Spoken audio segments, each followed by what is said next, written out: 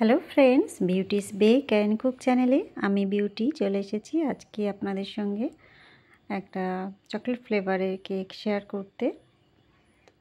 Cake স্পঞ্জটা প্রথমেই আমি 3টে লেয়ারে কেটে চকলেট ক্রিম দিয়ে ক্রাম কোট করে ফ্রিজে রেখে দিয়েছিলাম 10 মিনিট। তারপর আমি ফাইনালাইজিং করছি। এখানে আমি পাইপিং ব্যাগের সাহায্যেই ক্রিমটা দিচ্ছি, কেননা আমার অনেকগুলো অর্ডার ছিল এই দিনে, যার জন্য আমার এইভাবে দিতে একটু সুবিধাই হচ্ছিল। মানে ভীষণ টায়ার্ড ফিল করছিলাম, ওই জন্য এইভাবেই কাজটা করছিলাম যাতে ইজি হয় ব্যাপারটা। সত্যি কথা বলতে কি, পাইপিং ব্যাগ দিয়ে করতে গেলে অনেকটা ইজি হয়ে যায়, অতটা আর হাতটা বেশি নাড়ানাড়ি করতে লাগে না।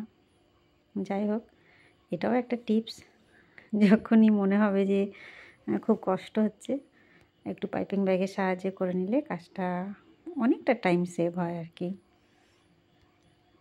এই যে কত সহজেই আমার ফিনিশিংগুলো এসে যাচ্ছে।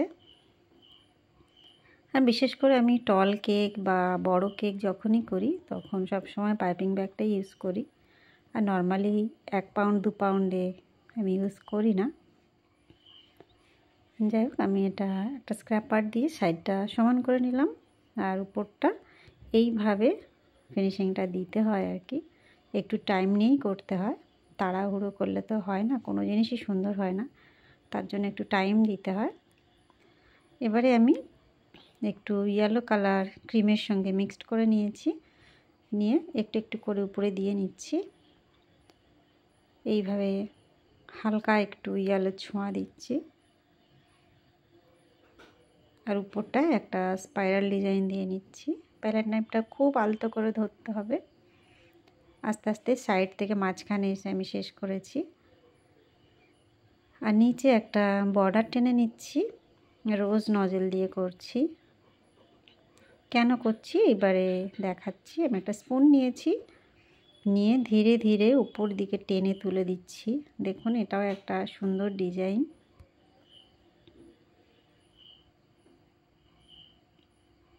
খুব ধীরে ধীরে করতে হবে। আর এইটা কিন্তু ফ্রিজে রেখে ঠান্ডা করে তারপরে করলে খুবই সমস্যা হবে, ক্রিমটা খারাপ লাগবে দেখতে। সঙ্গে সঙ্গে করতে হবে, আইসিং করার সঙ্গে সঙ্গেই কাজটা করতে হবে আর কি।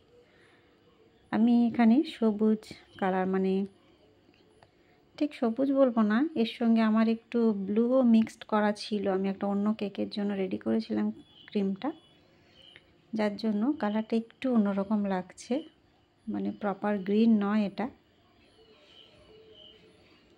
আমি আঁকা বাঁকা করে একটু ডাল করে দিয়েছি, মানে ফুলের একটা স্তবক বানাচ্ছি বলতে গেলে। নিচের দিকটা একটু মোটা করেছি, উপর দিকটা একটু করে ছড়িয়ে দিয়েছি। এইবারে কটা ফুল বানাবো। এটা বড় সাইজের রোজ নজেল, ইয়েলো ফুল বানাচ্ছি আমি। মানে 2-3টে ইয়েলো, কয়েকটা পার্পল আর কয়েকটা হোয়াইট, এই 3টে কালারের ফুল আমি বসাবো আর কি। গোলাপটা একদম দেখুন খোলা খোলা গোলাপ, মানে ফুটন্ত গোলাপ বানিয়েছি আর কি। এইগুলো একটু কম পাপড়ি করলেও চলে। আর এটা আমি একটা কি বলবো, ফুলটার কোনো নামই বলবো না, কেননা সবাই এক্ষুনি কমেন্ট করতে শুরু করে দেবেন। অনেকটা চেরি ফুলের স্টাইলে করছি, কিন্তু চেরি ফুল নয় এটা। দুটো 3টে স্টেপ আমি করলাম আর কি। করার পরে বেশ ভালোই লাগলো, আমি এই জন্য ভাবলাম আর একটা বসাই। একটু খেয়াল করুন আমি কি করেছি, মানে 2-3টে লেয়ার করেছি। এখানে 5টা পাপড়ি করেছি ঠিকই, কিন্তু সেই লেয়ারটা আস্তে আস্তে উপর দিকে উঠে গেছে, ওই জন্য ফুলের কোনো নাম নেই। এবারে ওই পার্পল কালার দিয়েই আমি গোলাপ বানাচ্ছি।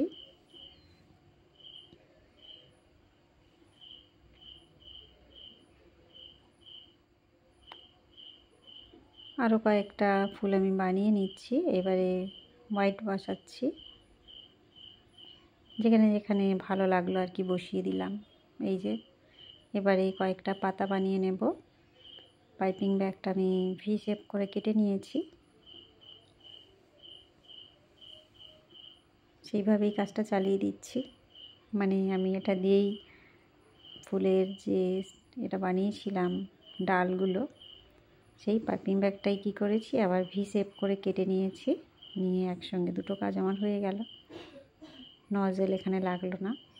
আর এই যে এটা পুরোটা বাঁধা রয়েছে, এরকম একটা দড়ি বলুন আর রিবন বলুন, যা হোক কিছু একটা ভেবে নিন, সেটা আমি বানিয়ে দিলাম। যে ব্যাস আর কিছুই করব না। আমি পরে এটা নামটা লিখেছিলাম, সেটা আর আমার শুটিং করা হয়নি। এই হলো আমার কেকের ফাইনাল লুক বন্ধুরা। কেমন লাগলো? ভালো লাগলে বা একটু হেল্পফুল মনে হলে অবশ্যই এটা লাইক করবেন, চ্যানেলটা সাবস্ক্রাইব করে রাখবেন। দেখা হবে নেক্সট ভিডিওয়ে। Bye bye.